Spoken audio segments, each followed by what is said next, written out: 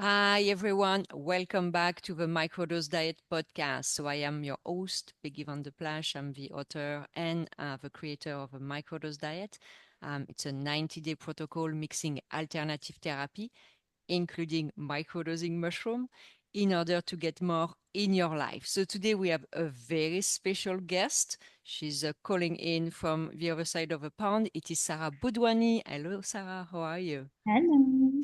So Sarah is the co-founder of Apity, and Apity is a community and a platform, and it's all about using microdosing to foster personal growth and also connection. So she's going to tell you all about that very, very soon, about her story and also what inspired her to go in that direction. So if you've ever considered microdosing, you can learn way more about it with Sarah today. So hi, Sarah, how are you? I'm doing well, thank you. How are you doing? Doing amazing. Very happy to have you and to hear about, your story, your business. So let's start with your story. How did you first discover microdosing and what really was that aha moment that made you want to create Apity?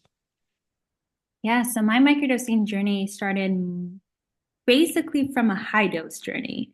So Okay. I had this very profound high dose experience actually with ayahuasca, Mm-hmm. and it was incredible. It was so transformational. It brought up so many insights, and it was just a very profound experience, as it is for most people. And so I wanted to integrate those insights into my daily life without having to get super high again. And so microdosing came into my life that way because it was a very functional way to tap into those insights and keep integrating them in my life without having to take multiple high doses and still be functional, still be able to implement something in my daily life. So that's how I started Mm-hmm. microdosing. And I was very curious. I was like, okay, so I can microdose mushrooms, I can microdose truffles, which is more popular here in Europe. I can microdose LSD, I can microdose cannabis. I was very curious. So I just Mm-hmm. started to try everything, all different types of ways of consuming it and different types of protocols until I was really finding what was working for me. Mm-hmm. And it was really working for me. I was experiencing way more joy in life, way more positivity, way more creativity, productivity. Like everything was just changing for the better. And I noticed that I overall was just my mental health and well-being were improving as well. So yeah, I loved that experience. And the best part was that after you start using it for a while, you're like, oh, I can tap into these things without having to actually take it. And so that was really nice as well. Yeah. So it's as And if your brain rewired. So technically, you don't need the substance anymore. It's your new baseline, kind of. exactly, yeah, that's exactly what I felt. So I was starting to do it less and less, in Mm-hmm. the sense of it wasn't becoming a weekly ritual anymore. Yeah. And I was just really focusing on when I felt like I needed it, Mm-hmm. having more control of that choice of when to consume it. Yeah. And one of those instances was in a social interaction. So at the same time of starting to microdose, I was also giving up alcohol, which happens a lot, I think, for a lot of people who microdose, because you Mm-hmm. start to notice more of what you're putting into your body and how Yes. you're trying Mm-hmm. to be more healthy and more Yeah. conscious. And alcohol, of course, just is one of those things where you're like, wait, why am I doing this again? Exactly. Yeah. So I was quitting alcohol, and then I was like, okay, why don't I try microdosing socially? And that worked really well for me because it felt like everything I was dependent on alcohol for, which was helping with social anxiety, easing some Mm-hmm. stress, getting more energy, boosting the mood, I was getting from the microdose. So I was like, this is great. I feel good. And I'm But sorry, then, what type of products were you microdosing for the social aspect of it? yeah, I was mainly doing chocolate infused with mushrooms or truffles. Okay, okay. Um, So staying yeah, on the natural side, mushrooms, truffle. Okay. yeah. And it was great for me, but it wasn't great in the settings that I was in because the settings I Okay. was in was still very influenced by alcohol, Mm-hmm. which Mm-hmm. is fine. But then I became an outsider because A, I'm not participating in that, and then Exactly. B, Yeah. I'm taking shrooms. Yeah, yeah, So, yeah. right, it wasn't really a social thing, or socially accepted, or there was more stigma attached to it when you do it in a Oddly, social oddly setting. enough. Yeah, which is very odd, right? So I was like, something's weird here Yeah. because I feel amazing. And if only everyone who I was with also felt what I was feeling, Hmm. then people would just understand that this is great. And so that's exactly what I started to do. It was ironically COVID times, so there was not much to do those Yes. days. Hmm. Hmm. And I would just invite friends over for tea. And I would say there's a tea pot in the middle of the table. It has a microdose of magic truffles in here. If you want a cup, have one. If not, that's also fine. Bring your own alcohol because I don't have any. Yeah, yeah, And just to see what happens. yeah. And so nothing was ever forced. It was very Hmm. like Hmm. there's a cup of tea on the table. And I think the fact that it was also in tea made it a bit more accessible, a bit more familiar, a Yeah. bit more interesting because you're not feeling like you're taking a huge dose of something. Then it's in your body and you can't do anything about it. With the tea, it's much more gradual Yeah, and yeah. you can dose it that way as well. And for So people who drink alcohol, it's the same it's the same gesture. thing. It's the same, you drink a bit, a bit, a Exactly. bit. It's the same process, kind of. Exactly. And it was so magical to see what happened when everyone was sharing that pot of tea together. Hmm. And so, very opposite to what I was feeling when I was just microdosing myself versus everyone microdosing together was essentially the how happy tea was born. So did you see people with whom you were trying and testing APT actually drop alcohol and migrate to APT, or maybe even if it's 50-50, or did you see changes in their behaviors? Yeah, some yes, some no. I Okay. think some people experience the effects more obviously than others. Hmm. Hmm. And those people had a much more understanding of, oh, I can see how this could be really nice in a social setting versus alcohol. Yeah. I think those that kept asking for it and wanted to keep purchasing it and using it themselves started to change their relationship of Yeah. alcohol for sure. I know for me, I was able to quit alcohol completely because I was like, I have this now. Yeah. I don't need that. Yeah. So for me, it was much easier. But I would say, yeah, it's a bit of a mix, just depending on how people really felt when they had it, Yeah. and also the current relationship with alcohol. Because some Yeah. people just they have a really strong relationship Yes, that, exactly. Well, and it's interesting. I was chatting with one of my girlfriend. You're in the Netherlands. I'm from France. Anyway, you did the other way around. You went from Canada to Europe. I did the other. So I still have a lot of friends in France. And she stopped drinking for a month, and she was drinking quite heavily. Let's be honest. Like daily, and actually, she didn't seem to really suffer to stop alcohol. But the challenge becomes more when you have a habit. So she said when she went to a concert, when she went to a restaurant. yeah, And so it's interesting. It's not just that alcohol is more socially acceptable, is that sometimes it's socially unacceptable that you don't drink alcohol.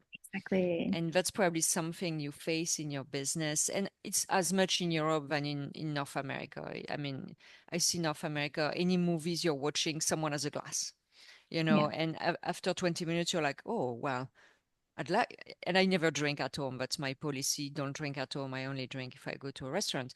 And even me, I'm like, oh my God, I crave a glass of wine because yeah, you keep seeing people drinking. On the other hand, being in the Netherlands, you would think that there is way less stigma than in France or in North America, where the legality is still very gray, to say very dark. Do you still see, because you are mentioning your microdosing shroom and it's a different perspective, so you still see stigma nonetheless, despite the fact that it has been legal for decades? yeah, for sure. Huh, I think interesting. that, yeah, it's really interesting. You would think the opposite, but Yeah. actually, the Netherlands is not too advanced with this stuff. It is magic truffles are legal, magic mushrooms are illegal Hmm. here. Hmm. Hmm. You could go into a shop and buy magic truffles, but these shops are more catered towards tourists. and people who Yeah. are coming here for a good time. Yeah. And Yeah. so they do that to have a good time. Yeah. So it's less about the therapeutic approach, more Yeah. about the old school way of thinking of these drugs, Gotcha. which then they're very present in rave culture, but Mm-hmm. they're not very present in any other Mm-hmm. culture or setting. Yeah. So there's still that stigma. There's more people who have done it, I guess you could say. I definitely meet a Mm-hmm. lot of people who are like, oh, in my early days, Yeah. my rave days. But that's really the only place that it's known and it has presence in, therefore has still a lot of stigma around it. However, it is changing. We are seeing a lot more. I mean, the Dutch Minister of Health is getting more involved with the therapeutic approach with psychedelics. Okay. So we are Yeah. seeing some change, but to get on a recreational level or on, yeah, selling it in stores and all that, to get all the way there, it's going to take some time. It's interesting. I had this conversation a couple of days ago with someone. It's like, we talk about psychedelics, but first there are plenty of psychedelics. So, talking about LSD is not ayahuasca, it's not mushroom, it's not truffle. So we're mixing everything already with one big bucket. But then within that, you have, okay, are you using a microdose or are you using a macrodose? And then Mhm. is it recreational or is it therapeutic? So the Yeah. the the legal aspect has just put everything under one bucket. Well, actually, you have so many nuances, and what you're doing is actually very beneficial from an health perspective, because if people drop off alcohol and microdose mushroom, which on top of that calm their body, help them with a lot of internal issues, I mean, it's a win-win. But Yeah, exactly. nonetheless, it's seen as stigmatized. Yeah. Yeah, exactly. And I think a lot of people are realizing that and they're like, oh, wow, Okay. this is a healthier alternative for me. And something that we also pride ourselves and also advocate for at AppBT is about our social lives are so important to our health. I mean, if Mm-hmm. you look Mm-hmm. at the data, right, of having really great relationships, having a strong community of like-minded people, feeling supported around you. Like these are all qualities that have a huge impact on our overall health and also our longevity. Exactly. And so if we made those social environments healthier, without, this culture around, yeah, take shots, like drink, like if you were to replace alcohol with the word heroin and the same tonality, you would be like, oh, wow, there's a problem here. Exactly. Right. And so I think it's that the way people speak about it and the way Yeah. people pressure it on other friends, that's the toxic side to it. And so if we change that and make healthier social environments and then plus change the drug to a healthier drug that we're Mm-hmm. using, Mm-hmm. well, then we got a, Yeah. yeah, And much healthier society. but what's very interesting, because everything you say makes tons of sense. I mean, there is no one who can listen to our conversation knowing a little bit about the background on psychedelics and I would say be intellectually honest, we would not say absolutely. But Mhm. now you're facing the alcohol lobby. You're facing the healthcare lobby. Yeah. And that's the big challenge, is that it's how do you change the way society approach their healthcare and their entertainment and their food and beverage, while you're facing billions, if not trillions, I assume, over a few years of revenue for these industries altogether. Someone was telling me recently they started reading disinformation campaign on magic mushroom. And I think it is because, well, the healthcare apparatus is not very keen on losing all this revenue with people for 20 years being on antidepressant and anti-anxiety drugs. So what do you see in Europe? Is it the same than here in North America? Yeah, I think there's still that old school way of thinking, right?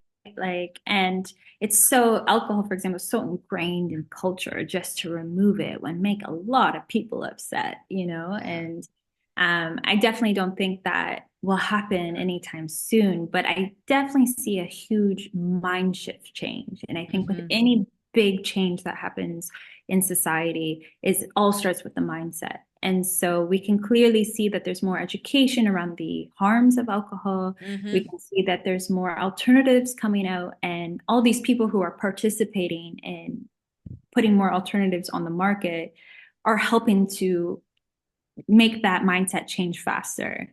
So I think the more positive experience that people have with alternatives, the more they'll change their mindset on alcohol, which then society will just have to adapt. And we're going to need some kind of new social environment or a social bar or something Yeah. that's going to tailor to this. Because right now in Amsterdam, for example, I don't drink alcohol, and automatically I'm just so limited with the things that I Of can the do. options. Yeah. Yeah. Right. And so once society starts changing, then all of a sudden we'll probably see some non-alcoholic bars show up, or maybe Yeah. something totally new, something totally different.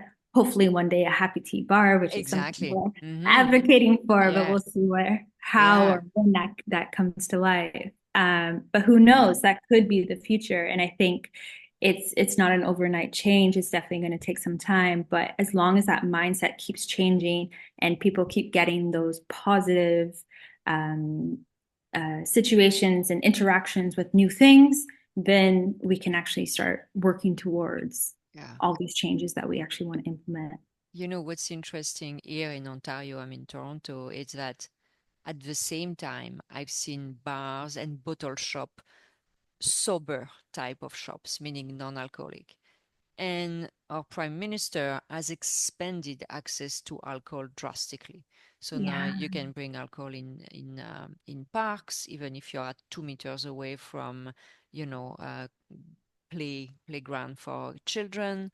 You can buy alcohol in pretty much any shops, not just the regulated Ontario alcohol shop. So you see this story, of two tales where the old yeah, guard is really doubling down on alcohol. And I understand it's a lot of tax revenue. I mean, I totally understand. You're going to pay it back 10 times in healthcare costs yeah, and in lack of productivity and in domestic violence. But yeah, I don't think that's a worry. I think it's money now and too bad for the person who's going to hold the exactly. bag. But then you have people who, to your point, like you are with APT, who are more enlightened and who are like, you know what? Let's open a bar that is a non-alcoholic bar. Let's open a bottle shop that is just a bottle shop with non-alcoholic option. And you're seeing a bit that friction between Mhm. these two school of thoughts, actually. Totally, totally lots of friction. And, I see a lot of similarities in the cigarette movement and Mm-hmm. how Mm-hmm. cigarettes changed and how people's mindset on it changed. And that really just revolves around the education, right? Yeah. And so the more and more studies that can come out about the harmful effects of alcohol, the consequences of alcohol, not just drinking it and that next morning consequence, but that Yeah. consequence if it provokes more violence or emergency room visits Yeah. and domestic Everything. violence. All of the Exactly, above. right? All of the above. Accidents. I mean, it's endless. Yeah. Yeah. And I love So, to have a drink. I mean, like, don't get me wrong. I go to a restaurant, I have a glass of wine, but I still know that it's not good. yeah, it's that awareness and Yeah. and the social pressure, like I mentioned before. Like if we remove this social pressure Oh, that we have to drink, we have absolutely. to participate in this, then we can start seeing healthier mind shifts and healthier environments. And I think the toxic part for me is not necessarily or solely around the drug itself, but it's more about the culture around it. Yes, exactly. The culture of Yeah. alcohol. So let's come back to APT because I think you are bringing an answer and you're bringing a different perspective with what you're doing. It's a unique concept. And can you tell us how you see community and this social aspect play in microdosing? Yeah, so we're kind of one of the first people, and when I first started Happy Tea, I was doing a lot of research about other microdosing companies because there's a lot Hmm. here, and not a lot of people had a social focus to it. And I think this is quite a new concept because we're still learning so much about Yeah. microdosing, of course. And so people microdose for so many different intentions. Mhm. You can microdose to improve your creativity, to improve your productivity, to improve, let's say you're suffering from depression or Exactly. burnout, Yeah. right? There's so many ways you can use it. And that intention is really important to make it more effective. And so when I kind of went through after my microdosing protocols and using it more heavily, my intention changed to start using it socially. And that was really interesting for me. It worked so well for me in that setting as well. And I think that's very helpful for people to understand all the different types of intentions that you can have with it. And so with the social intention, the first thing we're trying to do is break the stigma. So the fact that you can show up to a party, you can bring your happy tea, and no one's going to judge you for it. If anything, friends are going to ask you to partake in it as well. And so the idea of just inviting this to more people, allowing this in your social circles, talking about it openly, inviting other friends to join you. This is the social community aspect that we're trying to foster. So it's really about breaking that stigma, making it more accessible to people, and making it more fun and interesting. So it doesn't, first of all, if you eat magic truffles, they don't taste very good. No. And you need more of them than you do for Yes, mushrooms. exactly. Yeah. Right? So we work with 1 to 4 grams of magic truffles, for example, which is different for mushrooms. So you need a lot of it, and it's not so great. So you're not only bringing access to this, but you're also making it a more enjoyable experience. And we focus on making tea blends to hide the taste so that it tastes very delicious. Yeah. And then it's more of a pleasant experience that you would want to invite your friends. And for example, our most popular blend is called the social butterfly, and it also changes color as it steeps. So it's again another interesting element that you can use in a social environment. So this is our goal with Happy Tea, is to make it enjoyable and shareable. And we really see that really helps to foster this community. And then so when we do events, we see more and more people coming with more and more friends, because it's becoming more of a welcoming concept that people are inviting and introducing to more of their friends as well. So do you see different discussions happening if you're saying same people, but one has a happy tea and one has a bottle of wine? Do you see a different type of exchange and mood? Yeah, I mean, usually all of our events that we do actually is just about happy tea. So some events we've gone to where we have our happy tea station, and then there's an alcohol bar as well, and there's kind of 2 different things happening.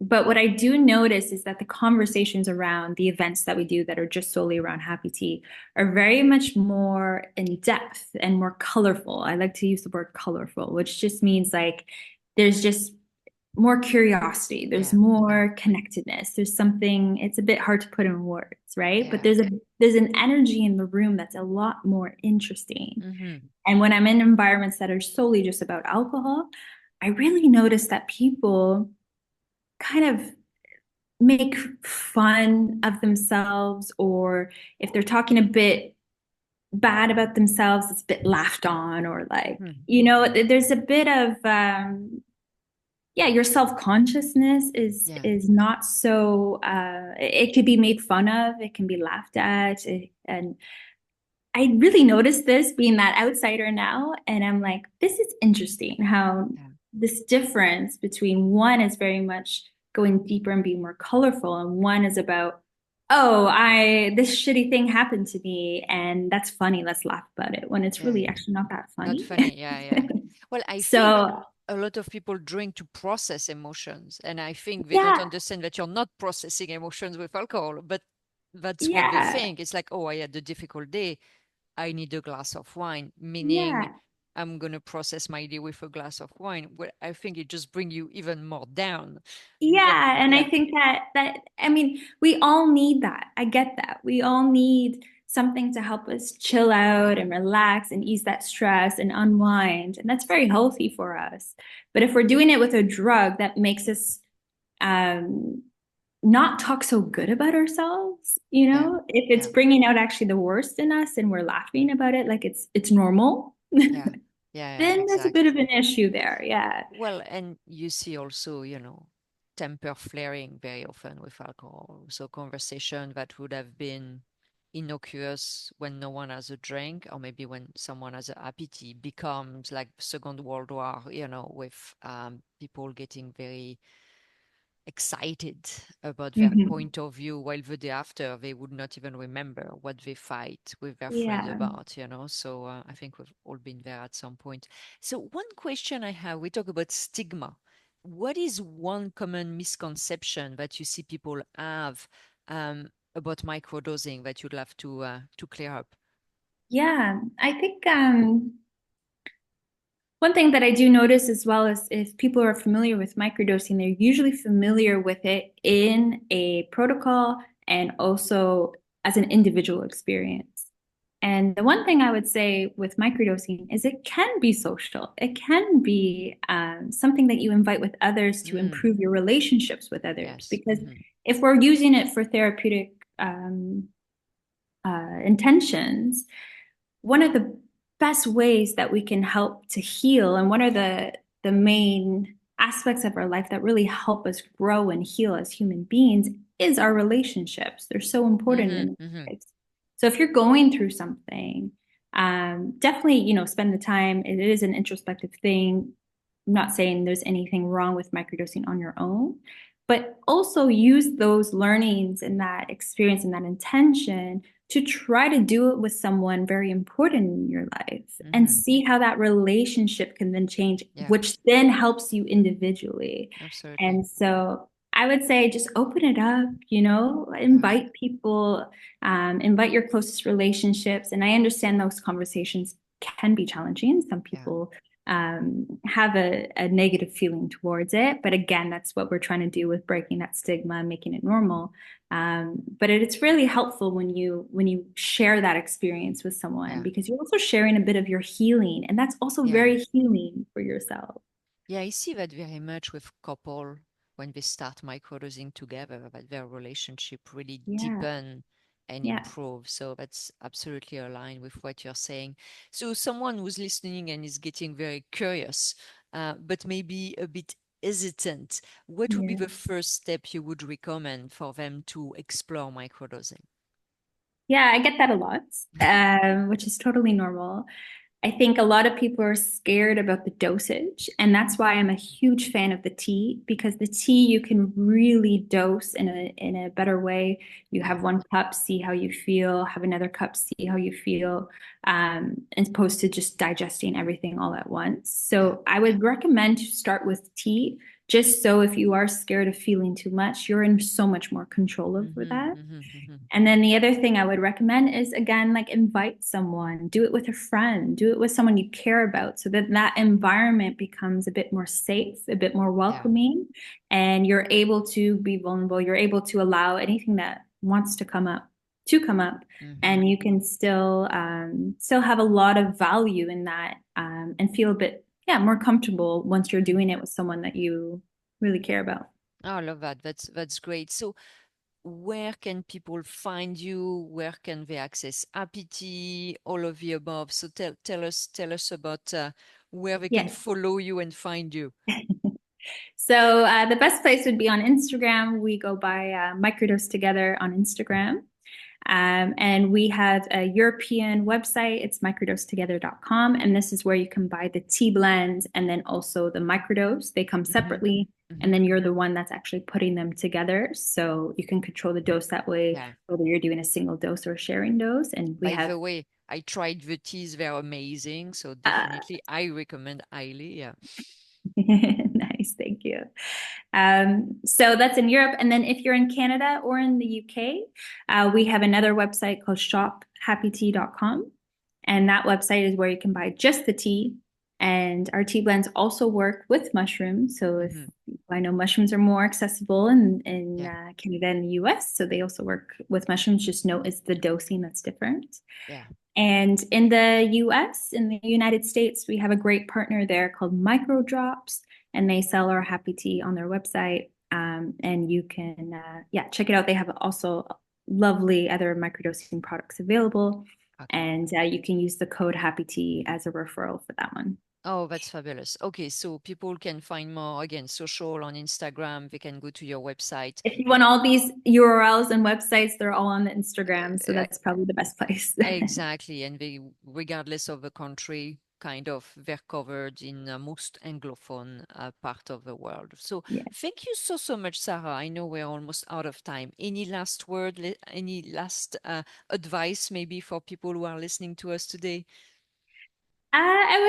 I would only other mention is that if you have tried microdosing and you didn't really notice if it was working for you, or maybe you didn't have a great experience with it, to not be so jaded by that, and note that there's so many different ways to consume it, and so many different ways that you can elevate it, that you could actually make it work for you. Maybe you just haven't tried the right thing yet. Mm-hmm, mm-hmm, So, for example, yes, I'm a big lover of tea, but I'm also a lover of tea because we put other adaptogens in those tea mm-hmm. blends so that we're stacking it with something else.